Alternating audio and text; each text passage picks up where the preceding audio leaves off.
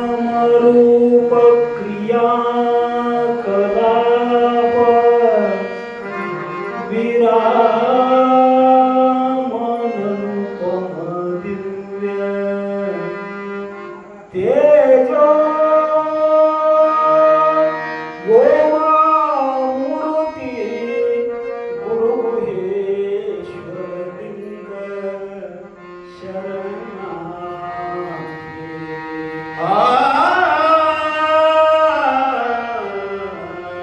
ಶರಣು ಶರಣಾರ್ಥಿ. ಹರ ಓಂ ಜ್ಞಾನಸಿದ್ಧಂ ತಪಸಿದ್ಧಂ ಸರ್ವಸಿದ್ಧಂ ಶಿವಪ್ರದಂ ಸ್ವಯಂ ಸಿದ್ಧಮಹಮೂಂದೇ ಸಿದ್ಧಾರೂಢಯತೀಶ್ವರಂ. ಪ್ರಾತಸ್ಮರಣೀಯ ಸದ್ಗುರುಗಳ ಪಾವನ ಚರಣಾರವಿಂದಗಳಿಗೂ ಅದ್ವೈತ ಸಾರ್ವಭೌಮ ಸಿದ್ಧಗುರು ಚಕ್ರವರ್ತಿ ಜಗದ್ಗುರು ಸಿದ್ಧಾರೂಢರ ಮರ್ತ್ಯದ ಮಹಾಮನೆ ಹಾಳಾಗಬಾರದೆಂದು ಕರ್ತನಿಂದ ಟಿಸಿಕೊಂಡು ಬಂದ ಭಕ್ತಿ ಭಾಂಡಾರಿ ಜಗದನ್ನ ಬಸವಣ್ಣನವರ ಕ್ಷೇತ್ರಾಧಿಷ್ಠಾತೃ ದೇವತೆ ಕೋಟಿ ಕೋಟಿ ಕಂದರ್ಪ ದರ್ಪಹರ ಶಂಭು ಪರಶಿವನ ದೇವರ ದೇವ ಮಹಾದೇವ ಶಿವರಾಯನ ಪಾವನ ಸನ್ನಿಧಾನಕ್ಕೂ ದೀರ್ಘದಂಡದ ಪ್ರಣಾಮಗಳನ್ನು ಸಮರ್ಪಿಸಿ ಗ್ರಂಥಕರ್ತೃ ಶಿವದಾಸನ ಚರಣಾರವಿಂದಗಳಿಗೂ ಗಂಧರ್ವಾಂಶ ಸಂಭೂತರಾದ ತ್ರಿಮೂರ್ತಿಗಳಿಗೂ ಸಭಾ ಸಂಚಾಲಕರಿಗೂ ಪಾಕಪ್ರವೀಣರಿಗೂ ಅರ್ಚಕರಿಗೂ ಸಂಗಮೇಶ್ ಹೊರಸಂಗಿಯವರಿಗೂ ಸಮಾವೇಶಗೊಂಡ ಶರಣರೇ ಹಾಗೂ ಶರಣೀಯರೇ ತಮ್ಮೆಲ್ಲರಿಗೂ ಶರಣಾರ್ಥಿಗಳನ್ನು ಸಮರ್ಪಿಸಿ ಟ್ರಸ್ಟ್ ಕಮಿಟಿಯ ಅಧ್ಯಕ್ಷರಿಗೂ ಪದಾಧಿಕಾರಿಗಳಿಗೂ ವಂದಿಸಿ ಸೇವಾರೂಪ ಕಾರ್ಯದಲ್ಲಿ ಭಾಗಿದಾರರಾಗೋಣ. ಲೇಟಾಗಿ ಒಂದಕ್ಕೆ ಕ್ಷಮ ಇರಲಿ. ತಮ್ಮೆಲ್ಲ 20 ನಿಮಿಷ ಕಾಯಕೈಚಿನ್ಯ ಅಂದರೂ ನಮ್ಮ ಗವಾಯಿಗಳು ಏನು ಕೊರತೆ ಆಗಲಾರ್ದಂಗೆ ಆ ಕೊರತೆಯನ್ನು ತುಂಬುವಂಥವರಾಗ್ಯಾರು. ಜಗದ್ಗುರು ಸಿದ್ಧಾರೂಢರು ಲೋಕ ಸಂಚಾರ ಮಾಡುತ್ತಾ ಲೋಕೋದ್ಧಾರ ಕಾರ್ಯವನ್ನು ಮಾಡ್ತಾ ತತ್ವಬೋಧಿಯನ್ನು ನೀಡುತ್ತಾ ಸಂಚಾರ ಮಾಡುವಂಥವರಾದರು.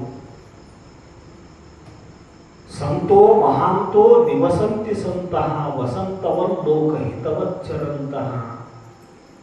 ಒಬ್ಬ ಮಹಾತ್ಮ ಲೋಕ ಸಂಚಾರ ಮಾಡಕ್ಕಿತ್ತಾನು ಅಂದ್ರೆ ಅದರೊಳಗೆ ತನ್ನ ಹಿತ ಇರಂಗಿಲ್ಲ, ಲೋಕದ ಹಿತ ಇರ್ತೈತಿ.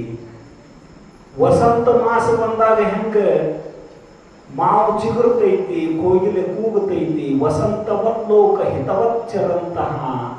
ಒಬ್ಬ ಜ್ಞಾನಿ ಮಹಾತ್ಮ ಬಂದ ಅಂದ್ರೆ ಪುಣ್ಯದ ಪೂಜಾ, ಪುಣ್ಯದ ಪರಿಸರ ಪಸರಿಸುವಂಥದ್ದಕ್ಕೈತೆ ಅವನ ಸುತ್ತೆಲ್ಲ. ಎಲ್ಲಿ ಹಾದಲ್ಲೆಲ್ಲ ಸಿದ್ಧಾರೂಢರು ತಮ್ಮ ಜ್ಞಾನ ಪ್ರಭೆಯಿಂದ ಅನಂತ ಲೀಲೆಗಳನ್ನು ತೋರ್ತಾ ಮುಮುಕ್ಷುಗಳನ್ನು ಕುರಿತು ಬೋಧ ಮಾಡ್ತಾ ಸಂಚರಿಸುವಂಥವರಾದರು. ಅರಣ್ಯದ ಮಾರ್ಗವಾಗಿ ಅಡ್ಡಾಡ್ತಿದ್ರು. ಗಯಾಕ್ಕೆ ಹೋದ್ರು, ಓಡ್ರ ದೇಶಕ್ಕೆ ಹೋದ್ರು. ಓಡ್ರ ದೇಶದೊಳಗೆ ಮಂಗಗಳ ಉಪದ್ರವ, ಬಹಳಷ್ಟು ಮಂಗಗಳು ಬಂದು ಅವ್ರ ಹತ್ರ ತಿನ್ನಕ್ಕೇನಿಲ್ಲ ಅನ್ನೋದು ಗುರುತಾಗಿ ಸುಣ್ಣ ಬಿಟ್ಟು ಹೋಗಿಬಿಟ್ಟು ಪ್ರಾಣಿಗಳು ನಮ್ಮನ್ನು ಯಾಕೆ ದ್ವೇಷ ಮಾಡ್ತಾವ ಅಂದ್ರೆ ನಮ್ಮ ಅಂತಃಕರಣದೊಳಗೆ ದ್ವೇಷ ಐತೆ ತಿಳ್ಕೊಂಡು ದ್ವೇಷ ಮಾಡ್ತಾವ.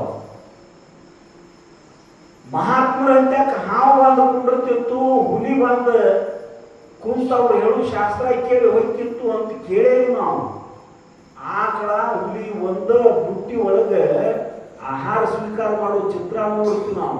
ಕಾರಣ ಏನು ಅಂತ ಕೇಳಿದ್ರೆ ಅವ್ರ ಅಂತಃಕರಣದೊಳಗೆ ದ್ವೇಷ ಇರಂಗಿಲ್ಲ.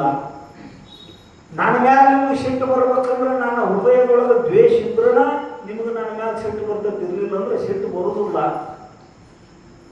ವಿನಾಕಾರಣ ಕಾರಣ ಇಲ್ಲಾರ್ದ ದ್ವೇಷ ಬರೋದಿಲ್ಲ. ನಮ್ಮ ಅಂತಃಕರಣದೊಳಗೆ ಯಾವ್ಯಾವ ದೋಷಗಳಿರ್ತಾವೋ ಅವು ಇನ್ನೊಬ್ಬರಲ್ಲಿ ನಮ್ಮ ಸಂಸರ್ಗದಿಂದ ಹೃದಯ ಆಗತ್ತಾವ.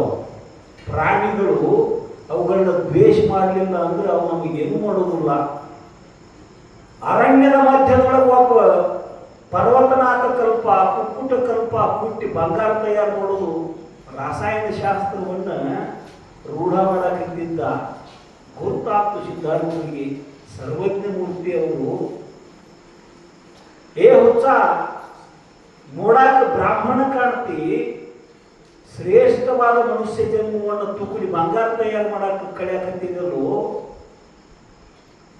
ಅಪರೂಪದ ಜನ್ಮ ಆಯು ಕ್ಷಣ ಏಕೋಪಿನ ತುಲ್ಯ ಸ್ವರ್ಣ ಕೋಟಿ ಬಿಹಿ 1 ಕೋಟಿ ಬಂಗಾರದ ನಾಣ್ಯಗಳನ್ನು ಕೊಟ್ಟರು ಒಂದು ಕ್ಷಣ ಆಯುಷ್ಯ ಬರಂಗಿಲ್ಲ ತಿರುಗಿ ಎಂಥದಕ್ಕೆ ಕಾಲ ಹರಣ ಮಾಡಕತ್ತಿದ್ವು ನಿನ್ನನ್ನು ನೀ ತಿಳ್ಕೊ ಪ್ರತಿಬಂಧಕವಾದ ದೋಷ ಇತ್ತು ಅಂದ್ರೆ ಭಗವನ್ ನಾಮಸ್ಮರಣೆ ಮಾಡು ಯಾಕೆ ಈ ಕೆಲಸ ಮಾಡಕತ್ತಿದಿ ಅಂತ ಕೇಳಿದ್ರು ಸಿದ್ಧಾರೂಢರು ಇವರಿಗೆ ಗೊತ್ತಾಗೈತಿ ಅನ್ನೋದು ಬ್ರಾಹ್ಮಣನಿಗೂ ಗೊತ್ತಾದ್ರು ಮತ್ತು ಅವ್ರ ಗುರುಗಳಂತೆ ಹೋಗಿ ಈ ವಿದ್ಯಾ ಕಲ್ತು ಬಂದ್ರಿ ನಾನು ಅಂತ ಅಂತವ ಪಾಡಿ ಪೀನಾ ಚಾನಕಿ ಗುರು ಕರುಣಾ ಪಹಚಾನಕಿ ನೀರ ಕುಡಿಬೇಕಾದ್ರೆ ಸೋಸಿ ಕುಡಿಬೇಕು ಗುರುವಿನ ಮಾಡ್ಕೋಬೇಕಾದ್ರೆ ಆರಿಸಿ ಮಾಡ್ಕೋಬೇಕು ಸುಮ್ಮನೆ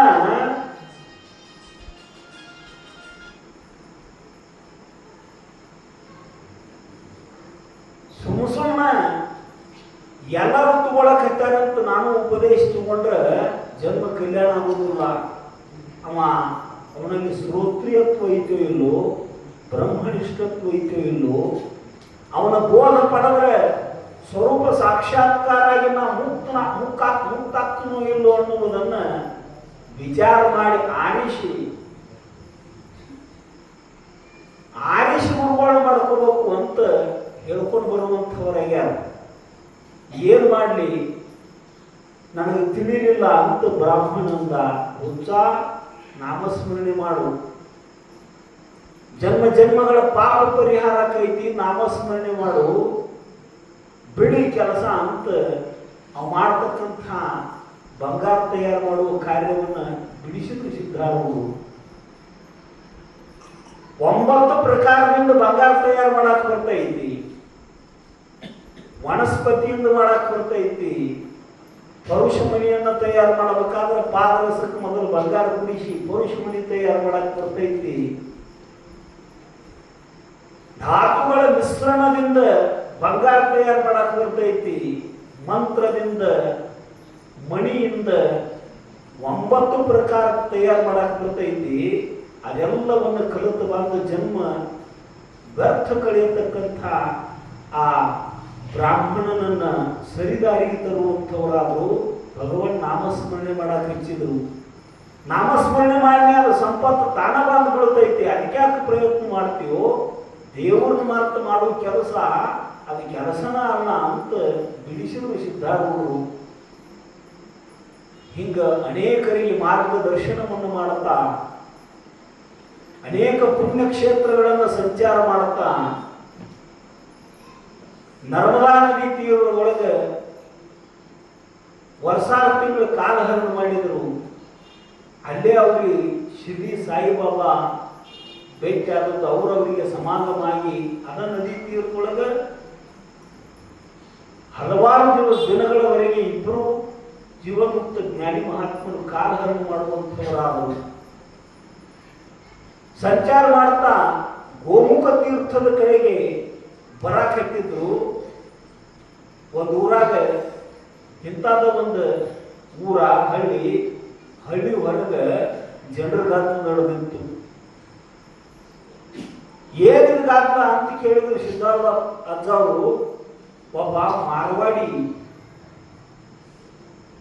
20 ವರ್ಷ ತಮ್ಮ ಕುಷ್ಠ ರೋಗ ಆಗಿ ಆ ರೋಗ ನಿವಾರಣೆ ಆಗಲಾರ್ದಕ್ಕೆ ಗುಡ್ಡದ ಮೇಗಿಂದ ಜನದ ಪ್ರಾಣ ಬಿಡ್ತನು ಮತ್ತು ಹೊಂಟಾನು ಅದಕ್ಕೆ ಜನ ಅವು ನಿಲ್ಸಾಕ ತಡವಾಕ ಗದ್ದಲ ಮಾಡಾಕಿತ್ಯಾರು ಕೈ ಹಿಡಿದು ನಿಲ್ಸವ್ರು ಯಾರೂ ಇಲ್ಲ ಯಾಕಂದ್ರೆ ಅಂಟು ರೋಗ ಅದು ಕುಷ್ಠ ರೋಗ ಅವನು ಮುಟ್ರೆ ನಮಗೂ ಬರ್ತತೇನೋ ಅನ್ನೋ ಭಯ ಜನರಿಗೆ ಸಿದ್ಧಾರೂಢರು ಅವಿದ್ದಲ್ಲಿ ತಾವೋ ಮಾಡಿದ್ರು ಸಿದ್ಧಾರೂಢರನ್ನ ಕಂಡ ಕುಷ್ಠ ರೋಗಿ ಆಗಲ್ಪಟ್ಟಂಥವ ಮ್ಲಾನವದನಾಗಿ ಮುಖ ಸಾಣು ಮಾಡಿಕೊಂಡು ಸಾಯಾಕ ಹೊಂಟ ಮನುಷ್ಯ ನಕ್ಕೋತ ಹೋಗ್ತಾನಂದ್ರೆ ಅಳುಮುಖ ಮಾಡಿಕೊಂಡು ಸಿದ್ಧಾರೂಢರನ್ನು ಕಂಡು ನಮಸ್ಕಾರ ಮಾಡಬೇಕು ಅಂತ ದೂರಿನಿಂದ ನಮಸ್ಕಾರ ಮಾಡಕ್ಕೆ ಹೊಂಟ.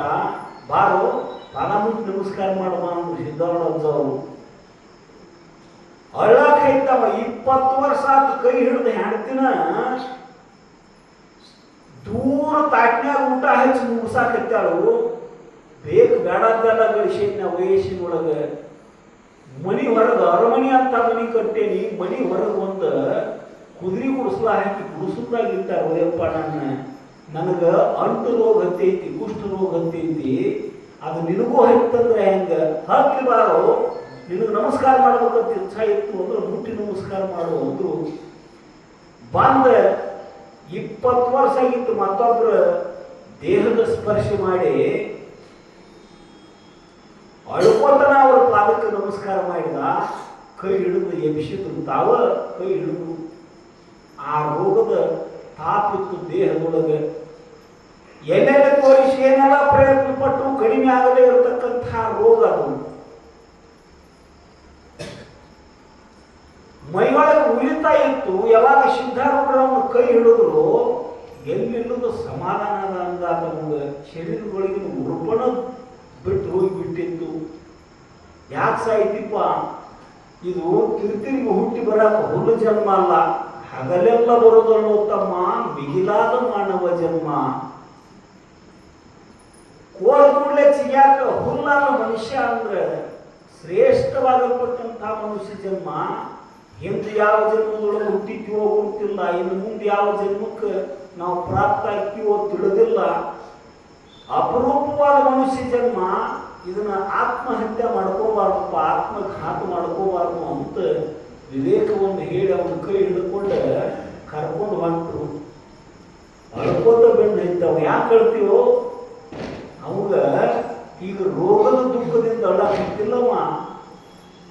ಯಪ್ಪ, ಮಕ್ಕಳಿಗೆ ಹೆಂಡತಿಗೆ ಏನು ಬೇಕು ಬೇಡದೆಲ್ಲ ಗಳಿಕೆ ಮಾಡಿರ್ತೀವಿ, ನನ್ನ ಸಮೀಪಕ್ಕೆ ಬರ್ಬಿಡ್ಲಿಲ್ಲ, ಅವರು ಮನ್ಯಾಗ ಇರ್ಬಿಡ್ಲಿಲ್ಲ, ಅನಿಮಿತ್ಯ ಬಂದು ನೀ ನೋಡ್ರಿ.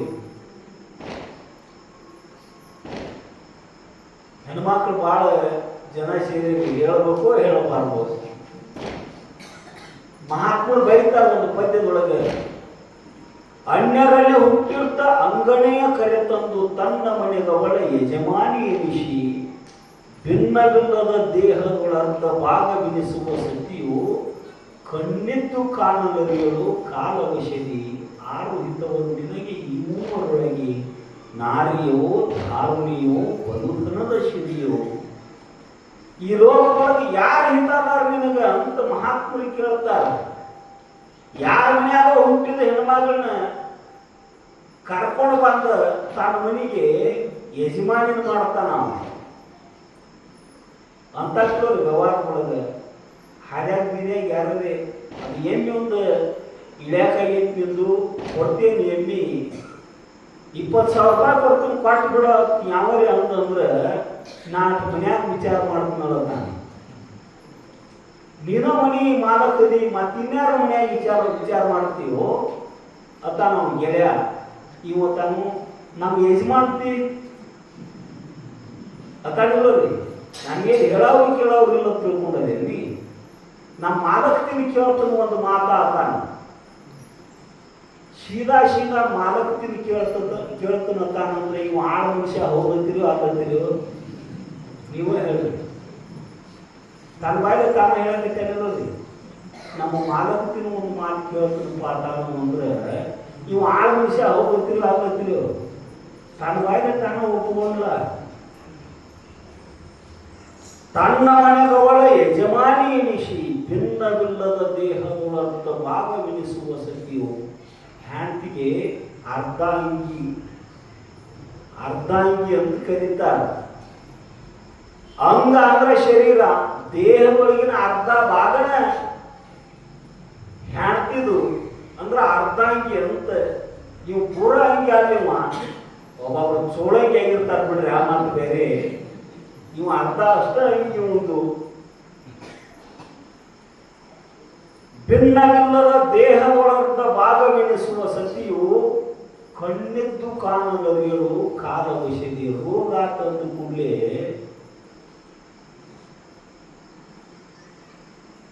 ಯಾವ ಗಂಡನ ಆಶ್ರಯಕ್ಕೆ ಆ ಮನೆಗೆ ಬಂದಿದ್ಲು ಅದ ಮನೆ ಒಳಗಿಂದ ಗಂಡನ ಹೊರಗೆ ಹಾಕಿ ಹೊರಗೆ ಕುದುರೆ ಗುಡಿಸ್ಲ ಹಾಕಿ ಇಟ್ಟಿದ್ಲು ಗಂಡನ.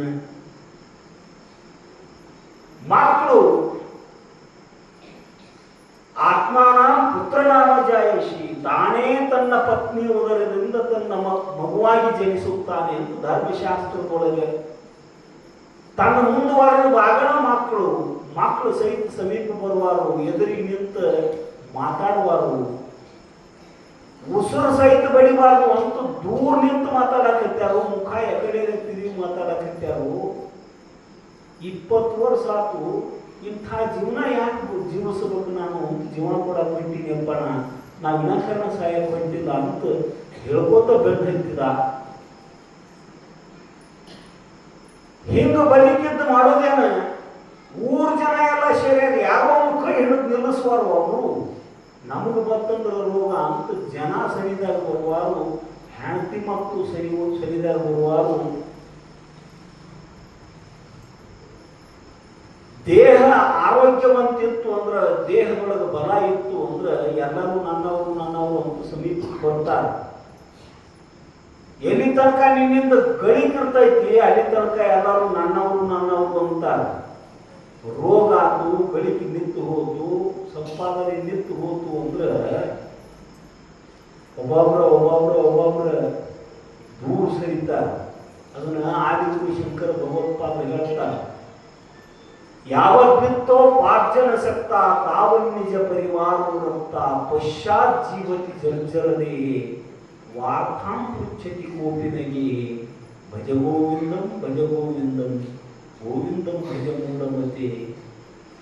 ಹಣವು ನಿನ್ನಲ್ಲಿರುವ ತನಕ ಎಲ್ಲರೂ ನನ್ನವರೆನ್ನುವರು. ಕನ್ನಡದೊಳಗೆ ಅದ ಮಾತನ್ನ ಕನ್ನಡದೊಳಗೆ ಹೇಳ್ತಾರೆ ಸತ್ಪುರುಷರು. ಹಣವ ತೀರಿದ ದಿನಕ್ಕೆ ನಿನ್ನಯ ಜನರು ಹೆಣವ ಕಂಡಂತೆ ದೂರಕ್ಕೆ ಸರಿಯುತ್ತಿದ್ದರು.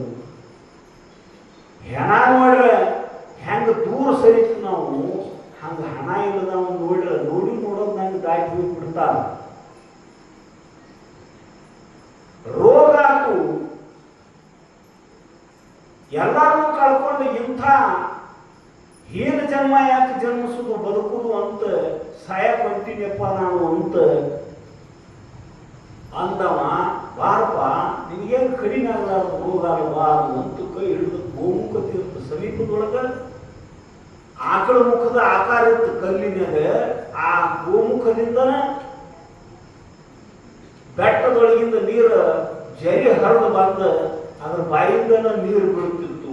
ಅಲ್ಲೇ ಸರಿದಾಗ ಇತ್ತು, ಕರೆ ಯಾರಿಗೂ ಗೊತ್ತಿದ್ದಿದ್ದಿಲ್ಲ. ಅದು ಕುಷ್ಠರೋಗಿಯನ್ನು ಕೈ ಹಿಡಿದು ಕರ್ಕೊಂಡು ಹೋಗಿ ಆ ಗೋಮುಖ ತೀರ್ಥದ ಕೆಳಗೆ ಕೂರಿಸಿ ತಮ್ಮ ಕೈಗೆ ಸ್ನಾನ ಮಾಡಿಸಿದ್ರು ಸಿದ್ಧಾರೂಢಜ್ಜವರು.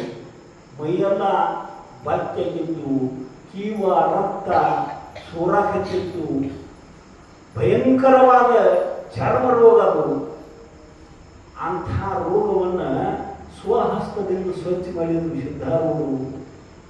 ಮೇಯಿಗೆ ಎತ್ತಿದ್ರೆ ರಾಡಿ ಹೆಂಗೆ ತೊಳೆದು ಹೋಗ್ತಿತ್ತು, ಜಳಕ ಮಾಡಿದ್ರೆ ಸ್ನಾನ ಮಾಡಿದಾಗ ಹಂಗ ಅವನ ಮೇಯಿಗೆ ಇದ್ದು ಗುಳ್ಳಿಗಳು, ಪಕ್ಕಿಗಳು, ರಕ್ತ, ಕೀವ ಸೋರ್ತಕ್ಕಂಥ ಆ ಗಾಯಗಳೆಲ್ಲ ಮೈಗೆ ಹೆಚ್ಚಿದ ಕೆಸರಿನ ಗಟ್ಟಲೆ ತೊಳೆದು ಹೋಗಿಬಿಟ್ಟು ಗೋಮುಖ ತೀರ್ಥದೊಳಗೆ ಅವ್ರ ಕೈ ಹೆಚ್ಚಿದ ವರ್ಷಾರು ತಿಂಗಳಿಗೆ ಕಡಿಮೆ ಆತಲ್ಲ, ಅವ್ರ ಕೈ ಹೆಚ್ಚಿ ಸ್ನಾನ ಮಾಡಿಸೋ ಪ್ರಸಂಗದೊಳಗ ಆ ರೋಗ ಪರಿಹಾರ ಆಗುವಂಥದ್ದಾತು. ಬೆನ್ನು ಹತ್ತಿ ಬಂದ ಜನ ನೋಡಾಕತ್ ಬಂದಿರ್ತಾರಲ್ಲ, ಹಂಗಾದ್ರೆ ಹಂಗ, ಹಿಂಗಾದ್ರೆ ಹಿಂಗ. ಒಯ್ಯಾನ ಯಾವರೇ ಒಬ್ಬ ಕುಸ್ತಿ ಪೈಲ್ವಾನ್ ಹೋಗದ ಅಂದ್ರೆ ತೆಲಿ ಮೇಗಿನ ಪಟ್ಕಾನ ಹಾರಿಸಿ ಕೊಡೋದು. ಅವನ ಬಿದ್ದ ಅಂದ್ರೆ ಅದ ಪಟ್ಕ ಬಗರ ಹಿಡ್ಕೊಂಡು ಯಾರು ನೋಡ್ರು ಯಾರು ಇಲ್ಲ ಮಂಡ್ಯ ಕಾಶಿ. ಜನ ಪ್ರಸಂಗ ಹೆಂಗಿರ್ತೈತಿ ಹಂಗ ನಟಿಸ್ತಿರ್ತಾರೆ. ಅದು ಹೊರಗೆ ನಿಂತು ಸಾಕ್ಷಿಯಾಗಿ ವಿವೇಚನೆ ಮಾಡೋರಿಗೆ ಗುರ್ತಕ್ಕೈತಿ. ನೋಡಾಕ ಬಂದ ಜನ ರೋಗಿ ಆಗಲ್ಪಟ್ಟಂಥ ಆ ಮಾರ್ವಾಡಿಯ ಶರೀರ ಬಂಗಾರ ವರ್ಣ, ಮೊದಲ ಮಾರ್ವಾಡಿಯವ ಬಂಗಾರ ವರ್ಣದ ದೇಹ, ಅವನ ಶರೀರದ ಕಾಂತಿಯನ್ನು ಕಂಡ ಪುಣ್ಯಾತ್ಮ ಪರಮಾತ್ಮನ ಇವನ ರೂಪದಿಂದ ಬಂದ ನಮ್ಮ ಶಿಡ್ಜಿ ರೋಗ ದೂರ ಮಾಡಿದ. ಇವು ದೇವರು ಯಪ್ಪ ಅಂತ ಅವನ ಮೈ ಸಹಿತ ತೊಳಿ ಬಿಡುವಾಗ ಎಲ್ಲರೂ ಬಂದು ಅಡ್ಡ ಉದ್ದ ಸಿದ್ಧಾರೂಢರ ಪಾದಕ್ಕೆ ಬೀಳಾಕತ್ತಿದ್ರು. ಓಂ ನರಸಿಂಹ ಮಂತ್ರವನ್ನು ಬೋಧ ಮಾಡಿದ್ರು ಸಿದ್ಧಾರೂಢರು. ಮಾರ್ವಾಡಿ ನಿನ್ನ ಉಸಿರಿರೋ ತನಕ ಈ ಮಂತ್ರ ಪಠಣ ಮಾಡು ಅಂತ ಉಪದೇಶ ಮಾಡಿದ್ರು ಸಿದ್ಧಾರೂಢರು. ಆಗಲೂ ಯಪ್ಪ ನಾ ಗಳಿಕೆ ಮಾಡಿದ ಸಂಪತ್ತ, ಮಣಿ, ಹೊಲ, ಸಾಕಷ್ಟು ಅಂಗಡಿ ಏನೆಲ್ಲ ಐತಿ ಅದೆಲ್ಲನೂ ನಿನ್ನ ಪಾದಕ್ಕೆ ಸಮರ್ಪಣೆ ಮಾಡ್ಕೊಂಡು ನಡಿ ಅಂತ ಬಂದವ. ಪ್ರಪಂಚದ ಮೇಲೆ ಅಷ್ಟು ತಿರಸ್ಕಾರ ಭಾವನಾ ಬಂದಿತ್ತು. ಸಿದ್ಧಾರೂಢರಂದ್ರು ನಿನ್ನ ಸಂಪತ್ತಿನೊಳಗೆ ಎರಡು ಭಾಗ ಮಾಡು, ಒಂದು ಅರ್ಧ ಭಾಗ ನಿನ್ನ ಹೆಂಡತಿ ಮಕ್ಕಳಿಗಿಡು, ಇನ್ನು ಅರ್ಧ ಭಾಗ ನಾಮಸ್ಮರಣೆಯನ್ನು ಮಾಡ್ತಾ ಧರ್ಮಚಕ್ರವನ್ನು ನಡೆಸಿ ಅನಾಥರಿಗೆ, ಹೀನರಿಗೆ, ದೀನರಿಗೆ, ಬಡವರಿಗೆ, ಜೋಗಿ ಜಂಗಮರಿಗೆ, ಭಿಕ್ಷುಕರಿಗೆ ನಿನ್ನ ಸಂಪತ್ತು ಖರ್ಚಾಗಲಿ. ಅನ್ನ ದಾಸೋಹವನ್ನು ನಡೆಸು, ಅನ್ನ ಛತ್ರವನ್ನು ನಿರ್ಮಾಣ ಮಾಡುವಂಥ ಗೋಮುಖ ತೀರ್ಥದೊಳಗೆ ಮಾರ್ವಾಡಿ ಕಟ್ಟಿರ್ತಕ್ಕಂಥ ಅನ್ನ ಛತ್ರ ಅದನ್ನು ಕಟ್ಸಾಕ ಹಚ್ಚಿದವ್ರ ಜಗದ್ಗುರು ಸಿದ್ಧಾರೂಢರು. ಯಾರು ಈ ಲೋಕದೊಳಗೆ ಪಾಪದ ಮೂಲಕವಾಗಿ, ಕೇವಲ ಲೋಭದ ಮೂಲಕವಾಗಿ ಪಾಪವನ್ನೇ ಸಂಪಾದನೆ ಮಾಡ್ಯಾರೋ ಅಂಥವರನ್ನ ಪುಣ್ಯ ಪ್ರವೃತ್ತರನ್ನಾಗಿ ಮಾಡತಕ್ಕಂಥ ಕಾರ್ಯವನ್ನು ಮಾಡ್ತಾ ಲೋಕ ಸಂಚಾರ ಮಾಡ್ತಾ ಒಂದು ನದಿ ತೀರಕ್ಕೆ ಬಂದರು. ನನ್ನ ಬಳಿದಾಟಸ್ಪ ಅಂದ್ರೆ ಬಿಗ್ಯಾಗ ನಾವು ಒಂದಾಡು ದುಡ್ಡು ಕೊಡಬೇಕಪ್ಪ ನನಗಂದ. 4 ಒಟ್ಟು ಕೌಪಿಲ್ ಬಿಟ್ರೆ ಮೇಮ್ಯಾಗ ಏನೂ ಇದ್ದಿದ್ದಿಲ್ಲ. ನೀನು ನಿನ್ನ ಅಂತ್ಯಕ ಉಪದೇಶ ಕೊಡಂತ ಬಂದ ಶಿಷ್ಯರಿಗೆ ಭಕ್ತಿಯನ್ನು ಕಾಣಿಕೆ ತಗೋತಿ, ಹಂಗೆ ನಾನು ಈ ಹೊಳಿ ದಾಟಿಸಬೇಕಾದ್ರೆ ನೀ ಹೆಂಗೆ ಭವಸಾಗರವನ್ನು ದಾಟ್ಸಾಕ ಭಕ್ತಿಯ ಕಾಣಿಕೆ ತಗೋತೀಯೋ ಹಂಗೆ ನಾನು ಈ ನೀರಿನ ನದಿ ದಾಟ್ಸಾಕ ದುಡ್ಡು ತಗೋತೀನಪ್ಪ, ದುಡ್ಡು ಕೊಡು ಅಂತ ಅಂದ. ನನ್ನ ಅಂತ್ಯಕ್ಕೆ ಏನಿಲ್ಲಪ್ಪ, ಯಾರು ನಿರಾಭಾರಿಯಾಗಿ ಬರ್ತಾರೋ ಅಂಥವ್ರಿಗೆ ಯಾವ ನಾಣ್ಯವನ್ನು ಕೇಳಂಗಿಲ್ಲ, ಅವನು ಒಡೆದು ಉಪದೇಶ ಮಾಡಿ ಉದ್ಧಾರ ಮಾಡ್ತನು. ನನ್ನ ಅಂತ್ಯಕ್ಕೂ ಏನಿಲ್ಲ, ನಾನು ಹೊಳಿ ದಾಟಿಸ್ಪ ಅಂತ ಸಿದ್ಧಾರೂಢರು. ನೋಡ್ರಿ, ಒಂದು ಹೊಳಿ ದಾಟೋದು ಕಠಿಣ ಇತ್ತಂದ್ರೆ ಅವರಿಗೆ ಸಿದ್ಧಾರೂಢರಿಗೆ ಏನೋ ಒಂದು ಬಲವಾದ ಕಾರಣ ಐತೆ. ಅಲ್ಲಿ ನೀರ್ ಮ್ಯಾಲ ನಡೆದ ಬೆಂಕಿಯಾಗ ಅಡ್ಡಾಡಿ ಜಾದು ಮಾಡಿ ಲೋಕದವರಿಂದ ಹೌದು ಅನಿಸ್ಕೋಬೇಕನ್ನೋ ಇಚ್ಛಾ ಇಲ್ಲ ಅವರಿಗೆ. ಎಲ್ಲರೂ ಅದಕ್ಕೆ ಬೆನ್ನು ಹತ್ತಾರು, ಮೌಢ್ಯತೆಗೆ ಬೆನ್ನು ಹತ್ತಾರು ಅಂತ ಮೂಢನಂಬಿಕೆಯನ್ನು ಜನರಲ್ಲಿ ತುಂಬಬಾರ್ದು ಅನ್ನೋ ಕಲ್ಪನೆಯಿಂದ ನದಿ ದಾಟಿಸಂದ್ರು.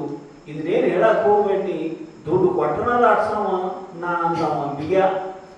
ಅಣ್ಣನ ಮೈಮ್ಯಾಲಿದ್ದ ಕೌಪಿನ 4 ಬಟ್ಟು ಕೌಪಿನ ಕಿತ್ತು ಹೋಗೋದು ಬಿಟ್ಟರು ದಿಗಂಬರರಾಗಿ ನಿಂತ ಆ ಸಿದ್ಧಾರೂಢರನ್ನು ಕಂಡು ನಿಜವಾದ ವಿರಾಗ್ಯದ ನೀವು ವೈರಾಗ್ಯವಂತದ ತಿಳ್ಕೊಂಡು ಅವನ ಪಾದಕ್ಕೆ ನಮಸ್ಕಾರ ಮಾಡಿ ಬಾರ ಕುಂದ್ರಬಾಗ ಯಪ್ಪ ದಾಟಿಸ್ತು ಅಂತ ನಾವಿನ್ಯಾಗ ಕುಂಡ್ರಿಸ್ಕೊಂಡು ಆಚೆ ಕಡೆ ತೀರಕ್ಕೆ ಓದ್ಬಿಟ್ಟ. ಆಚೆ ಕಡೆ ತೀರದೊಳಗೆ ಧ್ಯಾನಾಸಕ್ತರಾಗಿ ಕೂತ್ಕೊಂಡ್ರು. ಆಚೆ ಕಡೆ ಓದ್ ಬಿಡುವುದು ಅಷ್ಟ ಮಾಡಿದ. ದಂಡೆಯ ಸಮೀಪದೊಳಗೆ ಆನತಿ ದೂರದೊಳಗೆ ಕೂತ್ಕೊಂಡ್ರು ಸಿದ್ಧಾರೂಢರು ಧ್ಯಾನಾಸಕ್ತರಾಗಿ. ಇತ್ತ ನಾವಿದು ಜನ ಬರಕೈತು, ಆಚೆ ಕಡೆ ಇದ್ದವ್ರು ಈಚೆ ಕಡೆ, ಈಚೆ ಕಡೆ ಇದ್ದವ್ರು ಆಚೆ ಕಡೆ ದಾಟ್ಸೋದು ಮಾಡಕ್ಕೈತಿ. ಜನಮಠ ದಿನ ಎಷ್ಟು ದುಡ್ಡು ಬಳಿ ಹಾಕಿತ್ತು, ಅದರ 4 ಪಟ್ಟು ಹಣ ಸಂಗ್ರಹ ಆತವತ್ತ. 4 ಪಟ್ಟು ದುಡ್ಡು ಬಳಿ ಆತು. ಅದರ ರೊಕ್ಕ ಖರ್ಚು ಮಾಡಿ ಆ ಪುಣ್ಯಾತ್ಮನ ದಾಟ್ಸಿದ್ದಕ್ಕೆ ನನಗೆ ಲಾಭ ಆತು ಅಂತ ತಿಳ್ಕೊಂಡು ನಾವು ಅಂಬಿಗ ಅದರ ದುಡ್ಡು ಖರ್ಚು ಮಾಡಿ ಒಂದು ದೊಡ್ಡ ದೋತ್ರ ತಂದು ಸಿದ್ಧಾರೂಢರು ಮೈಮ್ಯಾಲ ಹೊಚ್ಚಿದ. ಹೊಸ ದೋತ್ರ ಖರೀದಿ ಮಾಡ್ಕೊಂಡು ಬಂದು ಹೊಚ್ಚಿದ ಮೈಮ್ಯಾಲ ಆ ದೋತ್ರದ ಒಳಗಿನ ಕೌಪಿನಾಗು ಅಷ್ಟು ಹರ್ಕೊಂಡ ಉಳಿದದ್ದನ್ನ ಕೊಟ್ಟವನ ಅಂಬಿಗನ ಕೈಯೊಳಗೆ. ಬೇಕು ಅನ್ನೋ ಭಾವನೆയുള്ള ಸಿದ್ಧಾರೂಢರಲ್ಲಿ ಹಿಂಗ ಅನೇಕ ಮಹಿಮೆಗಳನ್ನು ತೋರ್ತಾ ಲೋಕ ಸಂಚಾರ ಮಾಡ್ತಾ ಬಿಜಾಪುರದ ಸಮೀಪಕ್ಕೆ ಬಂದರು. ಬಿಜಾಪುರದ ಸಮೀಪಕ್ಕೆ ಬರೋದಕ್ಕನ ಒಬ್ಬ ಹೆಣ್ಮಗಳು ಭೇಟಿಯಾಗಿ ನನಗಟ್ಟು ಉಪದೇಶ ಮಾಡೋಯಪ್ಪ, ನಿನ್ನ ಅಂತಃಕರಣದೊಳಗೆ ಪಾಪ ದೋಷ ಐತಿ, ನಾಮಸ್ಮರಣೆ ಮಾಡುವ ಅಂತ ಪಂಚಾಕ್ಷರಿ ಮಂತ್ರವನ್ನು ಉಪದೇಶ ಮಾಡಿ ಕಳಿಸುವಂಥವರಾದರು. ಬಿಜಾಪುರಕ್ಕೆ ಬಂದು ಭಾಳ ಎಕ್ಸ್ಪ್ರೆಸ್ ಆಗತ್ತೈತೆ. ಜೈರಾಡ್ ರೇಡಿಯೋ ಅದಕ್ಕೆ ಗೊತ್ತಿಲ್ಲ, ಸಮಯ ಭಾಳ ಆಗೈತಿ ಅಂತ ಸ್ವಲ್ಪ ಹಂಸಲ್ಲ ಹೇಳಕತ್ತೀನಿ. ಎಕ್ಸ್ಪ್ರೆಸ್ ಪ್ರೋಚನ್ ಇದು. ಒಂದ್ಸಲ ಒಂದು ಊರಿಗೆ ಬ್ಯಾಸರ ಆಗಬಾರ್ದು, ಒಂದು ಸುಖ ಹೇಳ್ತೀನಿ.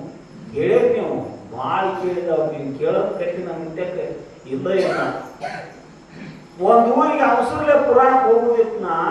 ಒಂದು ಅಂಗಡಿ ಮೇಲೆ ಎಕ್ಸ್ಪ್ರೆಸ್ ಹೇರ್ ಕಟ್ಟಿಂಗ್ ಸಲೂನ್ ಅಂತ ಬರ್ದಿತ್ತು. ನಮಗೂ ಅವಸರತಿ, ಲಗುನ ದಾಡಿ ಮಾಡ್ತಾ ನೀವು ಅಂತ ತಿಳ್ಕೊಂಡು ಹೋಗಿ ಕಷ್ಟದ ಅಂಗಡಿ ಹಾಕಿ ದಾಡಿ ಮಾಡ್ತಾನ ಅಂದಿ. ಅವ ಸಾಬನ ಹಚ್ಚಿದ, ಈ ದಂಡ್ಯಾಗ ಬ್ಲೇಡ್ ಇಟ್ಟ, ಈ ದಂಡ್ಯಾಗ ಎಮಿಸ್ಬಿಟ್ಟವ, ಹೇಳಪ್ಪ ಇನ್ನು ಅಂದ. ಮತ್ತು ಈ ತೆಳಗ ಮ್ಯಾಲ ಉಳಿದಿಲ್ಲ ಐದಿನ ಅವಂದ ಬೋರ್ಡ್ ನೋಡಿದ್ರು ನಮ್ದಂತ. ಅದು ನೋಡೇ ಬಂದಾಗ ಮರಾಯ ಎಣ್ಣೆ. ಮತ್ತು ಎಕ್ಸ್ಪ್ರೆಸ್ ಬಸ್ಗಳು ಸಣ್ಣ ಸಣ್ಣ ಸ್ಟೇಷನ್ ನಿಂದಿರ್ತಾವಂತಮ್ಮ. ನಡೀನಿ ಸಣ್ಣ ಸಣ್ಣ ಸ್ಟೇಷನ್ ನಿಂದ್ರು ಬಸ್ ಅಂದ್ರೆ ಐದನೇರಿ ಕಠಿಣ ಸ್ವಾಪ್ ಹೋಗ್ನಿ ಅಂತ ಎಮಿಸಿ ಕಳಿಸ್ಬಿಟ್ಟು. ಹೇಳಕ್ ಕಾರಣ ಏನು ಅಂತ ಕೇಳಿದ್ರೆ, ಸಮಯದ ವ್ಯವಧಾನ ಇಲ್ಲ ಅನ್ನೋ ಕಾರಣಕ್ಕೆ ಬಹಳ ಎಕ್ಸ್ಪ್ರೆಸ್ ಹೇಳಿ ಅನ್ಯತಾ ಭಾವಿಸಬಾರ್ದು. ಬಿಜಾಪುರಕ್ಕೆ ಬಂದು ಮೊಟ್ಟ ಮೊದಲು ಅವರು ನಿಂತದ್ದು ಬಾಂಗಿಯವರ ಮಣಿತನದ ಮುಂದೆ. ಬಾಂಗಿಯವರ ಮಣಿತನದ ಮುಂದೆ ಬಂದು ನಿಂತರು.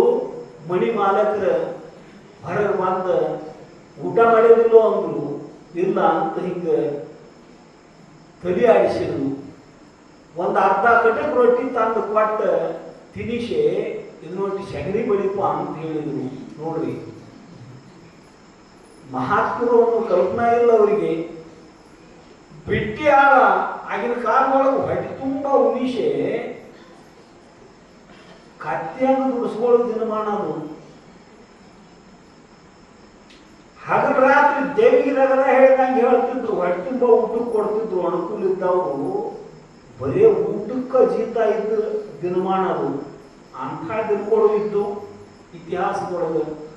ಊಟಕ್ಕೆ ಗತಿ ಇರಲಾರ್ದ ಪ್ರಾಣ ಬಿಟ್ಟವ್ರು ನಾವು ಇತಿಹಾಸದೊಳಗೆ ಡೌಗಿ ಬರ ಅಂತ ಓದ್ತೀವಿ. ಹಸಿವಿನಿಂದ ಸತ್ತ ಹೆಣಗಳು ಅಲ್ಲೆಲ್ಲೇ ಹಾದಿಗೆ ಬಿದ್ದ ಅವ್ರ ತಲೆ ಬರಲು ಉಳ್ಳಾಡ್ತಿದ್ವು ಅಂತ ಅದಕ್ಕೆ ಡೌಗಿ ಬರ ಅಂತ ಕರೀತಾರೆ. 10 ವರ್ಷ ಬರ ಬಿದ್ದಿತ್ತಾಗಿನ ಕಾಲಕ್ಕೆ ಡೌಗಿ ಬರ ಅಂದ್ರೆ ಸುಮಾರು 100 ವರ್ಷದಕ್ಕಿಂತಲೂ ಹಿಂದಿನ ಸುತ್ತಿದ್ರು. ಊಟಕ್ಕೆ ಬಹಳ ಪರಿಸ್ಥಿತಿ ನಾಜೂಕಿತ್ತು. ಈಗಿನ ಗಟ್ಟಲೆ ಮನುಷ್ಯಾಗ 5 ಕಿಲೋ ಅಂದ್ರೆ 10 ಕಿಲೋ 5 ಕಿಲೋ ಅಕ್ಕಿ ಕೊಡ್ತಿದ್ದಿಲ್ಲ. ಆಗ ಈಗ ಯವ್ವ ನಿಂಬದಂತೂ ಹೇಳಂಗಿಲ್ಲ. ಸ್ತ್ರೀ ಶಕ್ತಿ ಆಧಾರ್ ಕಾರ್ಡ್ ತಗೊಂಡು ಬೇಕಾದ ಬಸ್ ಹತ್ತೋದು ನೀವು. ಹಿಂಗಾಗಿ ಸಾಲ ಮಾಡಿ ಕಾರ್ ನಡೀತಾ ಹತ್ತಿದ ಬಸ್ನಾಗಿಂದ 3-4 ಸಲ ಕೆಳಗೆ ಬೀಸಿರು. ನನ್ನ ಕಿರಿಕ್ಯಾಗ ಆಶಿ ಬ್ಯಾಗ್ ಇಡವ, ಬ್ಯಾಗ್ ಇಟ್ಟಂಗೆ ಹೇಳಿ ಎಲ್ಲ ಅವಸರಲೆ ಹತ್ಲಿ ಯಾರು ಹೋಗ್ಬೇಕು ಅಂತ ಬಸ್ನ್ಯಾಗ ಹತ್ತಬೇಕು. ಬ್ಯಾಗ್ ತೆಗೆದು ಹೋಗೋದು 4 ಮಂದಿ ಒಂದೇ ಸೀಟ್ನ್ಯಾಗ ಕೂತಿರ್ತಿದ್ವಿ ಹೆಣ್ಮಕ್ಳು. ಅಲ್ಲಿ ಬ್ಯಾಗ್ ಇಟ್ಟಿದ್ರಿ ಅವ್ವ ನಾನು. ಬ್ಯಾಗ್ ಇಟ್ಟರೆ ಎಂತಪ್ಪ ಅಂತ ಏನು ಖರೀದಿ ತಗೊಳ್ಳೋದೇ ಬಸ್ ಹತ್ತಿದ್ರು ಅವ್ರು. ಇನ್ನು ಟಪ್ಪಾದ ಮೇಲೆ ಸಹಿತ ಕುಂದ್ರಬೋದಿಲ್ಲ ಅಂದ್ರೆ ಬೇಡ ಬೇಡ ಅಂದ್ರೆ. ಆಗಿನ ಕಾಲದೊಳಗೆ ಪರಿಸ್ಥಿತಿ ಊಟಕ್ಕೂ ಗತಿ ಇರಲಿಲ್ಲ, ಬಹಳ ನಾಜೂಕಿತ್ತು. ಅಂಥ ನಿರ್ಮಾಣದೊಳಗೆ ಅವನ ಮನೆ ಮುಂದಿನ ಮತ್ತೊಬ್ಬರ ಮನೆ ಮುಂದೆ ಹೋಗಿ ನಿಂತು ಅವನು ಒಂದು ಅರ್ಧ ತುಗುಡಿ ರೊಟ್ಟಿ ತಂದು ಕೊಟ್ಟು ಮಳೆಯಾಗಿ ಕೆಸರಾಗಿತ್ತು. ಈ ಕೆಸರು ಅಟ್ಟು ತುಂಬಿ ಚಲಪ್ಪ ಅಂದ. ಬೇಡ ಬೇಡ ಅಂತ ಅವ್ನು ಹೇಳಿ ಒಳಗೆ ಹೋಗೋಣ. ಸಿದ್ಧಾರೂಢರು ಬಿಳ್ಚಿಕ್ ಮಸೀದಿ ಅಂತ ಬಿಜಾಪುರದಾಗ ಐತೇನ್ರಿ, ಬರ್ದಾರೊಳಗೆ ಚರಿತ್ರೆ ಒಳಗೆ. ಬಿಳ್ಚಿಕ್ ಮಸೀದಿ ಕಡೆ ಹೋಗಿ ಅಲ್ಲಿ ಮಸೀದಿ ಹಿಂದೆ ಸೀತಾಫಲ ಇದ್ವು ಅಂತ ಆ ಹಣ್ಣು ತಿಂದ ಅಲ್ಲೇ ಹಲವಾರು ದಿನಗಳವರೆಗೆ ಉಳ್ಕೊಳ್ಳುವಂಥವರಾದರು ಬಿಜಾಪುರದೊಳಗೆ. ಅಲ್ಲಿದ್ದಾಗ ಒಬ್ಬ ಅಡ್ಡಾಡ್ಕೋತ ಬಂದ ಮಸೀದಿ ಕಡೆ ಬಂದ, ಯಾಕಪ್ಪ ಇಲ್ಲಾಕದಿ ಊಟ ಮಾಡೋದಿಲ್ಲ ಅಂತಂದಾಗ ಆಗು ಮಾತು ಇಲ್ಲ ಅಂತ ಹಿಂಗೆ ಗೋಣ ಹಾಕಿದ್ರು.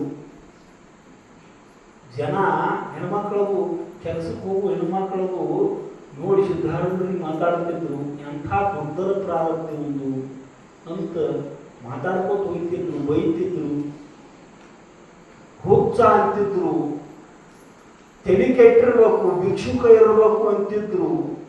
ನೋಡ್ರಿ, ಒಬ್ಬ ಜೀವನ್ಮುಕ್ತ ಜ್ಞಾನಿ ಮಹಾತ್ಮ ಸಂಕಲ್ಪ ಮಾಡಿ ಸುಟ್ಟು ಹೋಗಿದ್ರಲ್ಲ, ಮತ್ತು ಅವ್ರ ಆರ್ಟ್ ಕೆಪಾಸಿಟಿ ಐತಿ ಅವ್ರ ಅಂತ್ಯಕ್ಕೆ, ಸಿದ್ಧಾರೂಢರ ಅಂತ್ಯಕ್ಕೆ ಬರೀ ಮನುಷ್ಯ ಒಳಗೆ ಅನ್ಕೊಂಡ್ರು ಮುಂದೆ ಒಂದು ಹಕ್ಕಿ ಸುಟ್ಟಾಗ ಸುಟ್ಟು ಹೋಗ್ಬೇಕು ಅಷ್ಟು ಸಾಮರ್ಥ್ಯ ಐತಿ. ಕರೆ ಯಾವುದನ್ನು ಮನುಷ್ಯ ಹಚ್ಕೊಂಡಿಲ್ಲ ಸಿದ್ಧಾರೂಢರು ಅಂದ್ರೆ. ಹೆಂಗ ಅಲ್ಲಮ ಪ್ರಭುವಿಗೆ ಕೆನೆ ಕಟ್ಟು ಒಡ್ರೆಲ್ಲ ಕಲ್ಲು ಒಗ್ಯಾಕಿದ್ರು ನಕ್ಕೋತ ನಿಂತಿದ್ರು, ಹಂಗ ಮನುಷ್ಯನೊಳಗೆ ಕೋಪವನ್ನು ತಾಳಾದ ಸಮಾಧಾನಿಯಾಗಿ ಇರ್ತಿದ್ರು ಸಿದ್ಧಾರೂಢರು. ಯಾಕೆ ಪ್ರಭುದೇವರ ಕೋಪ ತಾಳಲಿಲ್ಲ ಅಂತಂದ್ರೆ, ಚಾಮರಸ ಕವಿ ಬರಿತಾನ ಪ್ರಭುಲಿಂಗ ಲೀಲೆಯೊಳಗ, ನೊಂದು ಸೈರಿಸದವನು ಕನಿಷ್ಠನು, ನೊಂದು ಸೈರಿಸುವವನು ಮಧ್ಯಮ, ನೊಂದೆನೆಂಬುದು ನೆನಹಿಗಿಲ್ಲದೊಡ ಆತನುತ್ತಮನು, ನೊಂದೆನಾದೊಡೆ ಮೂಜಗಂಗಳು ಬೆಂದು ಹೋಗುವವೆಂದು ನಸುನ ಉತ್ತ ನಿಂತಿದ್ದ ಅಲ್ಲಮನಂದು ಅಂತ. ಅಕಸ್ಮಾತ್ ನಾನು ಅಂದುಕೊಳ್ಳಿ ಅಂತಂದ್ರೆ, ಅಲ್ಲಮ ಪ್ರಭುವಿನ ಗರ್ಭದೊಳಗೆ 14 ಲೋಕಗಳು, ಶಿವನ ಸಾತ್ವಿಕ ಕಳೆ ಅಲ್ಲಮ ಪ್ರಭುದೇವರು. ಅಕಸ್ಮಾತ್ ನಾನು ಅಂದುಕೊಳ್ಳಿ ಅಂದ್ರೆ ಹೊಟ್ಟೆಗಿನ ಕಿಚ್ಚಿಗೆ 14 ಲೋಕಗಳು ಸುಟ್ಟುವಾಗಿದ್ದಾವು ಅಂತ ನಕ್ಕೋತ ನಿಂತಿದ್ರು ಅಂತ ರೂಪಕ್ಕೆ ಬರೀತಾರೆ ಇವರು ಚಾಮರಸ ಕವಿ. ಹಂಗ ಸಿದ್ಧಾರೂಢರಿಗೆ ಯಾರು ಏನಂದ್ರು, ಎಂಥ ಕಷ್ಟ ಕೊಟ್ಟರು ಮನುಷ್ಯನಾಗ ಸಹಿತ ಮುಂದ್ಕೋಲಿಲ್ಲ. ಹಿಂದಕ್ಕೆ ಆಂಧ್ರ ಪ್ರದೇಶದೊಳಗೆ ಶ್ರೀಶೈಲದ ಪಕ್ಕದೊಳಗೆ ಬದ್ವೇಲಿ ಅನ್ನೋ ಒಂದು ಚಿಕ್ಕ ಹಳ್ಳಿ ಒಳಗೆ ಇದ್ದಾಗ ಇವು ಯಾರೋ ಕಳ್ಳಿರ್ಬೇಕು ಅಂತ ತಿಳ್ಕೊಂಡು ಕೊತ್ವಾಲ್ ಹಿಡ್ಕೊಂಡು ಹೋಗಿ ಬಂದಿ ಕಾಣಿ ಒಳಗೆ ಒಗದ ಆಳು ಹಚ್ಚಿ ಬಡಿಸಿದ್ದ, ಒದಿಸಿದ್ದ, ಕೀಲಿ ಹಾಕೊಂಡು ಕೀಲಿ ಕೈ ತಗೊಂಡು ಯಾವುದೋ ಕೆಲಸಕ್ಕೆ ಬ್ಯಾರೆ ಊರಿಗೆ ಹೋಗಿದ್ದ. ಬಂದಿ ಕಾಣ್ಯಾಗ ಸಿದ್ಧಾರೂಢರನ್ನ ಒಗದು 4 ದಿವಸ ಬೇರೆ ಊರಿಗೆ ಹೋಗಿ 4ನೇ ದಿವಸ ತಿರುಗಿ ಊರಿಗೆ ಬಂದ ತಳವಾರ ಹೇಳಿದ, ಅವನು ಕೀಲಿ ಹಾಕೊಂಡು ಹೋಗಿಬಿಟ್ಟ, ನೀವು ಅದಾನು ಸತ್ತಾನು ನೋಡುನು ಅಂತ ಕಿವಿ ತೆಗೆದು ಒಳಗೆ ಹೋಗಿ ನೋಡಿದ್ರು. ನೆಲಕ್ಕೆ ಸಿದ್ಧಾರೂಢರು ತಮ್ಮ ದೇಹವನ್ನು ಚೆಲ್ಲಿ ಮುಖದಿಂದ ನಾಮಸ್ಮರಣೆಯನ್ನು ಮಾಡ್ತಾ ಅಲ್ಲೇ ಬಂದಿಖಾನೆ ಒಳಗೆ ಬೀಳುವಂಥವರಾಗಿದ್ದರು. ಇಬ್ಬರನ್ನು ಕರ್ಕೊಂಡು ಹೋಗಿ ರಟ್ಟ ಕೈ ಹಾಕಿ ಎತ್ಕೊಂಡು ಬಂದವ ತಳವಾರ, ಎತ್ಕೊಂಡು ಹೊರಟ ಅಂದ, ಯಾರನಿ ನಿನ್ನ ಹೆಸರೇನು ಅಂತ ಮತ್ತೆ ಕೊತ್ವಾಲ ಕೇಳಿದ. ಏನೂ ಮಾತಾಡಲಿಲ್ಲ ಸಿದ್ಧಾರೂಢರು. ಮಾತಾಡದೇ ಇರತಕ್ಕಂತಹ ಸಿದ್ಧಾರೂಢರನ್ನು ಕಂಡು ಮತ್ತೆ ಚಡಿ ಏಟಿನಿಂದ ಹೊಡಿಸಿದ. ಆದರೂ ಸಹನ ಮಾಡಿಕೊಂಡ್ರು ಸಿದ್ಧಾರೂಢರು. ಹಿಡಿದವ್ರು ಕೈ ಬಿಟ್ರೆ ನೆಲಕ್ಕೆ ಬಿಟ್ಟು ಶರೀರ ಕಾಲನ್ನು ಧರಿಸ್ದೇನ ಆ ಕೊತ್ವಾಲ ವಾದ್ದವ್ರನ್ನ ಸಿದ್ಧಾರೂಢರನ್ನ ಅದನ್ನು ನೆನಪು ಮಾಡಿಕೊಂಡ್ರು. ಬದ್ವೇಲಿಯೊಳಗೆ ಆದ ದುಃಖ ಏನಿಲ್ಲ, ಆಗಿಲ್ಲ, ಬಿಜಾಪುರದಾಗ ಏನಾಗಿಲ್ಲ ಅಂತ ನೋಡ್ರಿ. ಮಹಾತ್ಮರು ದುಃಖ ಪ್ರಸಂಗದೊಳಗೆ ಅಧಿಕ ದುಃಖವನ್ನು ಸ್ಮರಣೆ ಮಾಡ್ಕೊತಾರ. ಅದಕ್ಕೆ ದುಃಖ ಅವ್ರಿಗೇನು ಬಾಧ ಮಾಡೋದಿಲ್ಲ. ದುಃಖಿತಾನ್ ದುಃಖಾಧಿಕಾನ್ ಸ್ಮರೆ, ಸುಖ ಪ್ರಸಂಗದೊಳಗೆ ಅಧಿಕ ಸುಖವನ್ನು ಸ್ಮರಣೆ ಮಾಡ್ಕೊತಾರ. ಅದಕ್ಕೆ ಸುಖಕ್ಕೆ ಹಿಗ್ಗುವುದಿಲ್ಲ, ದುಃಖಕ್ಕೆ ಮಹಾತ್ಮರು ಹೋಗುವುದಿಲ್ಲ. ಜನ ಮಾತಾಡೋದು ಕೇಳ್ತಿದ್ರು, ಕಿವಿಗೆ ಬೀಳ್ತಿದ್ದು, ಆದರೂ ನಾಮಸ್ಮರಣೆಯೊಳಗೆ ಕಾಲ ಹಣ್ಣು ಮಾಡ್ತಿದ್ರು ಸಿದ್ಧಾರೂಢರು. ಅವು ಬಂದ ಉಂಡದೇನೋ ಇಲ್ಲ ಅಂತ ಗೋಣ ಹಾಕಿದ್ರು. ಬಾ ನಮ್ಮ ಮನೆಗೆ ಹೋಗೋನು ಊಟ ಮಾಡೋಕೆ ಅಂತ ಮನೆಗೆ ಕರ್ಕೊಂಡು ಹೋಗಿ ಮನ್ಯಾಗ ತಂಗಳ ಮಂಗಳ ಉಳಿಸಿದವ. 3-4 ದಿವಸದ ಹಿಂದಿಂದು ತಂಗಳನ್ನ ಉಳಿಸಿದ. ನೀಡು ಹೆಣ್ಮಗಳು ಮೂಗು ಮುಚ್ಕೊಂಡು ತಂದು ನೀಡಬೇಕು ಅಂಥ ಅಣ್ಣದು.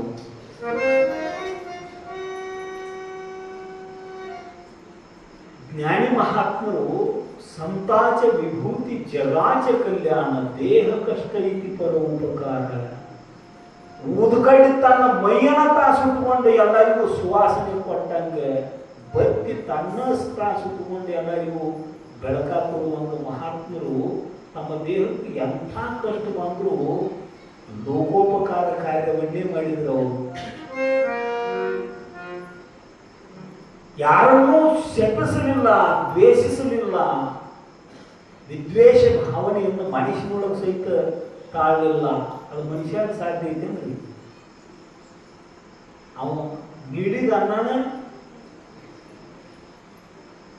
ಬ್ರಹ್ಮಾರ್ಪಣ ಮಾಡಿ ಸ್ವೀಕಾರ ಮಾಡಿದ್ರು. ಅವನು ಸಿದ್ಧಾರೂಢರನ್ನು ಕರ್ಕೊಂಡು ಹೋಗಿ ಜುಮ್ಮಾ ಮಸೀದಿ ಒಳಗೆ ನಾಚ ನಡೀತಿರ್ತಾರೆ. ಬಿಜಾಪುರದ ಶಾಹಿ ಸುಲ್ತಾನರ ಆಳ್ವಿಕೆ ಕಾಲದು ಸ್ವತಂತ್ರ ಸಿಕ್ಕಿರಲಿಲ್ಲ. ಮಹಾರಾಜನ ವಿನೋದಾರ್ಥವಾಗಿ ನಾಟ್ಯ ನಡೀತಿತ್ತು. ವಾದ್ಯ ವೃಂದದವರು, ಸಭಿಕರು, ಬಾಜಾ ಭಜಂತ್ರಿಯವರು ಅನೇಕರು ಅಲ್ಲಿ ಸೇರ್ತಿದ್ರು. ಅಲ್ಲಿ ಕರ್ಕೊಂಡು ಹೋಗಿ ಕೈಯಾಗ ಮಸಾಲೆ ಕೊಟ್ಟ, ಮಸಾಲೆ ಅಂದ್ರೆ ಡ್ಯೂಟಿಗೆ ಕೊಟ್ಟ ನಿಂದ್ರಿಸಿದ. ಇದೊಂದು ಪುರುಷಕ್ಕೆ ಆಶಿತ್ತು ಅಂತ ನೋಡ್ರಿ. ಯಾರು ಎಂಥ ಪ್ರಯೋಜನ ತಗೋತಾರೆ ಹೇಳಕ್ ಬರೋದಿಲ್ಲ. ಜೀವನ್ಮುಕ್ತ ಜ್ಞಾನಿ ಮಹಾತ್ಮರಿಂದ ಯಾರ ಕಡೆ ಏನು ಉಪಯೋಗ ತಗೋಬೇಕು ಅಂತ ಕಲ್ಪನಾ ಇಲ್ಲ. ಮಂಗನ ಕೈಯಾಗ ಮಾಣಿಕ್ಯ ಸಿಕ್ಕಂಗ ಸಿದ್ಧಾರೂಢರು ಅವನ ಕೈಯಾಗ ಸಿಕ್ಕ ಮಸಾಲೆ ಹಿಡ್ಕೊಂಡು ನಿಂತರು, ಡ್ಯೂಟಿ ಹಿಡ್ಕೊಂಡು ನಿಂತರು, ಹಿಲಾಲ್ ಹಿಡ್ಕೊಂಡು ನಿಂತರು. ರಾತ್ರಿ ಎಲ್ಲ ಕುಣಿಯಾವ ಕುಣಿತಿದ್ರು, ವಾರಸ್ತಿದ್ರು. ಮೋಜಾ ಮಜಾ ಮಸ್ತಿ ಮಾಡ್ಕೋತ ಜನ ಇದ್ರು. ಆಗ ಸಿದ್ಧಾರೂಢರಂದ್ರು, ಎಲ್ಲರನ್ನೂ ಬೆಳಕು ಚೆಲ್ಲಿರ್ತಕ್ಕಂಥವು ನಾನು ಚೇತನ ಸ್ವರೂಪ, ಪರಬ್ರಹ್ಮ ಸ್ವರೂಪ ಅಂತ ಭಕ್ತಿ ಬ್ರಹ್ಮಾಕಾರ ಮಾಡ್ಕೊಂಡು ನಿಂತಿದ್ರು. ಪ್ರಕೃತಿ ಸಹಜ ಧರ್ಮ. 11-12 ಗಂಟೆ ಮೀರಿದ ಬಳಿಕ ಒಂದು ಸಲ ತೂಕಡಿಕೆ ಬಂದ ಕೈಯಾಗಿನ ಮಸಾಲೆ ಡ್ಯೂಟಿಗೆ ಕೆಳಕ್ಕೆ ಬಿತ್ತು. ಮತ್ತು ಎಂಥ ಆಳಕಾಂತ ಹಚ್ಚಿದೆ ಅಂತ ರಾಜ ತನ್ನ ನೌಕರಿ ಕಳೆದಿಳಿದವನು ಅಂತ ಓಡಿ ಬಂದವನ ತನ್ನ ರಟ್ಟಾಗಿ ಅಷ್ಟು ಶಕ್ತಿ ಐತೆ, ಅಷ್ಟು ಶಕ್ತಿ ಎಲ್ಲ ಹಾಕಿ ಸಿದ್ಧಾರೂಢನಿಗೆ ಕೆಪಾಡಿಗೆ ಹೊಡೆದ ನಾಲ್ಕ ಕೆಳಗೆ ಬಿದ್ದ ಡ್ಯೂಟಿಗೆ ಎತ್ತಿ ಅವನ ಕೈಯಾಗ ಕೊಟ್ಟ. ಈಗ ಪೂಜಾ ಮಾಡಕ್ಕೆ ಅಂತ ತಿಳ್ಕೊಂಡ್ರು ಸಿದ್ಧಾರೂಢರು. ಈಗ ನನ್ನ ಪೂಜಾ ನಡೆದೈತಿ, ಕಪಾಳ ಮೋಕ್ಷ ಅನ್ನೋ ಪೂಜಾ ನಡೆದೈತಿ ನಂದು ಅಂತ ಮತ್ತೆ ಡ್ಯೂಟಿಗೆ ಹಿಡ್ಕೊಂಡು ನಿಂತರು. ನೃತ್ಯ ನಡೆಯುವವರೆಗೆ ಸುಭಾಷಿತಕಾರ ಒಂದು ಮಾತು ಹೇಳ್ತಾರೆ. ಏನ್ ಹೇಳ್ತಾರ ಅಂದ್ರೆ, ಈ ಕೊಡ್ಲಿ ತಗೊಂಡ ಶ್ರೀಗಂಧದ ಗಿಡ ಕಡಿಯಾಕ ಹೋಗ್ರಿ. ನೀವು ಶ್ರೀಗಂಧದ ಗಿಡ ಕಡಿಯಾಕ ಹೋದ್ರ ನಿಮ್ಮ ಆ ಗಿಡ ಕಡದಿಂದ ಕೊಡ್ಲಿ ಮೂವತ್ತಿಗೆ ಅದು ದುರ್ಗಂಧ ಹಸ್ತತಿಯೋ ಸುಗಂಧ ಹಸ್ತತಿಯೋ? ಇವು ನಾನು ಕಡಲಾಕ ಬಾ ಅಂತ ಹೇಳಿ ದುರ್ಗಂಧ ಹಸ್ತತೇನ್ರಿ? ಛೇದೇಪಿ ಸಮಯೇ ಚಂದನ ತರು ಸುರಭಯತಿ ಮುಖಂ ಕೂಠಾರಶ್ಯ. ಕಾರ ಅಂದ್ರೆ ಕೊಡ್ಲಿ, ಸೌರಭ ಅಂದ್ರೆ ಸುಗಂಧ, ಸುರಭಯತಿ ಮುಖಂ ಕುಠಾರಶ್ಯ. ಛೇದೇಪಿ ಸಮಯ ಕಡಿಯಾಗ ಸಹಿತ ಸುಗಂಧವನ್ನು ಹಸ್ತೈತಿ ಶ್ರೀಗಂಧದ ಗಿಡ. ಅದರಂತೆ ಸೃಜನ ನಯಾತಿ ಬೈರನ್ ಪ್ರಾಣಾಂತ ಕಾಲೇ ಐತಿ. ತಮ್ಮ ಜೀವ ಹೋಗೋ ಪ್ರಸಂಗದೊಳಗೆ ಸಹಿತ ಮತ್ತೊಬ್ಬರನ್ನು ಯಾರು ದ್ವೇಷ ಮಾಡಂಗಿಲ್ಲೋ, ವಿದ್ವೇಷ ಮಾಡಂಗಿಲ್ಲೋ ಅವರು ಮಹಾತ್ಮರು, ಅವರು ಜಗದ್ಗುರು ಸಿದ್ಧಾರೂಢರು. ಹಿಂಗ ರಾತ್ರಿ ಎಲ್ಲ ಅವ್ರಿಗೆ ಬೆಳಕು ನೀಡಿ ಆಮ್ಯಾಲ ಕಾರ್ಯಕ್ರಮ ಮುಗಿದಿಂದ ಎಲ್ಲರೂ ಹೋಗ್ಬಿಟ್ರು. ಎಲ್ಲರೂ ಮಾಡಿದ್ರು ಖಾಲಿ ಗೃಹದೊಳಗೆ ಜುಮ್ಮಾ ಮಸೀದಿ ಒಳಗೆ ಬೆಳಕ ಹಿಡ್ಕೊಂಡು ನಿಂತಿದ್ರು ಸಿದ್ಧಾರೂಢರು. ಜಾಗ್ರದೊಳಗೆ ಬೆಳಗ್ತಕ್ಕಂಥವ ನಾನು, ಸ್ವಪ್ನದೊಳಗೆ ಬೆಳಗ್ತಕ್ಕಂಥವ ನಾನು. ಈ ಇಂದ್ರಿಯಗಳು ಅನ್ನೋ ಜನ ಇಲ್ಲ, ಬಾಜಾ ಭಜಂತ್ರಿಯರಿಲ್ಲ. ಶಬ್ದಾದಿ ವಿಷಯಗಳೆಂಬ ಸಭಿಕರಿಲ್ಲ. ಮನಸ್ಸನ್ನು ಮಂತ್ರಿ ಇಲ್ಲ, ಬುದ್ಧಿ ಎನ್ನುವ ಪ್ರಧಾನಿ ಇಲ್ಲ, ಚಿದಾಭಾಸನೆಂಬ ರಾಜ ಇಲ್ಲ, ಗಾಢವಾಗಿ ನಿದ್ರೆ ಹೆಚ್ಚಿದಾಗೂ ನನ್ನನ್ನು ನಾ ಅರಿತನೆ ಹೆಂಗೋ ಹಂಗೆ ಅರು ಸ್ವರೂಪನಾಗಲ್ಪಟ್ಟಂಥ ಸ್ವಯಂ ಪ್ರಕಾಶ ಪರಬ್ರಹ್ಮ ಸ್ವರೂಪ ನಾನು ಅಂತ ಬ್ರಹ್ಮಭಾವದೊಳಗೆ ಕಾಲಹರಣ ಮಾಡಿದರು. ಬಿಜಾಪುರದಾಗ ಬಹಳಷ್ಟು ದಿವಸಗಳವರೆಗೆ ಉಳಿದ್ರು. ಉಳಿಯುವ ಪ್ರಸಂಗ ಬಂತವರಿಗೆ.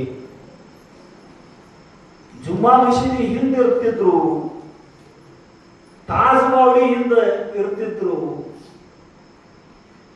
ಬಿಜಾಪುರದಾಗಿದ್ದಾಗ ಸಿದ್ಧಾರೂಢರು ಯಾರೇ ನೋಡಿ ತಾವಾಗೆ ತಂದು ಕೊಟ್ಟು ಅಂದ್ರೆ ಒಂದು ತುಗಡಿ ಒಂದು 4-6 ತುತ್ತು ಉಳ್ತಿದ್ರು. ಯಾರು ಏನು ತಂದು ಕೊಡಲಿಲ್ಲ ಅಂದ್ರೆ ಮೆಕ್ಕಲು ಮಣ್ಣು ಕೈಯಾಗ ತಗೊಂಡು ಆ ಮಣ್ಯಾಗಿನ ಹಳ್ಳ ಆರಿಸಿ ಮೆತ್ತನ ಮೆದು ಮಣ್ಣನ ಬಾಯಾಗ ಹಾಕೊಂಡು ಮ್ಯಾಲ ನೀರು ಕುಡಿತಿದ್ರು. ಹಿಂಗೂ ಎಷ್ಟೋ ದಿನಗಳನ್ನು ಬಿಜಾಪುರದೊಳಗೆ ಕಳೆದು ಒಬ್ಬ ತುಕ್ಕಪ್ಪ ಅನ್ನುವ ಭಕ್ತ ಮುಂದೆ ಅವ್ರನ್ನ ಕಂಡು ಅವರ ಸ್ಥಿತಿಯನ್ನು ಕಂಡು ಗುರುತಿಸ್ತಾನು. ಬಿಜಾಪುರದೊಳಗೆ ಬಹುದೊಡ್ಡ ಆಶೀರ್ವಾದ ಮಾಡಿದ್ರು ಬಿಜಾಪುರ ಭಾಗಕ್ಕೆ. ಆ ಪ್ರಸಂಗವನ್ನು ಮತ್ತೆ ನಾಳಿನ ದಿವಸ ನೋಡಿಕೊಳ್ಳೋಣ ಅಂತ ಹೇಳ್ತಾ, ಸಮಯ ಹೆಚ್ಚಾಗೈತಿ ಅಂತ ನಿಮ್ದೇನು ಸಮಯ ಹೆಚ್ಚು ತಗೋದಿಲ್ಲ.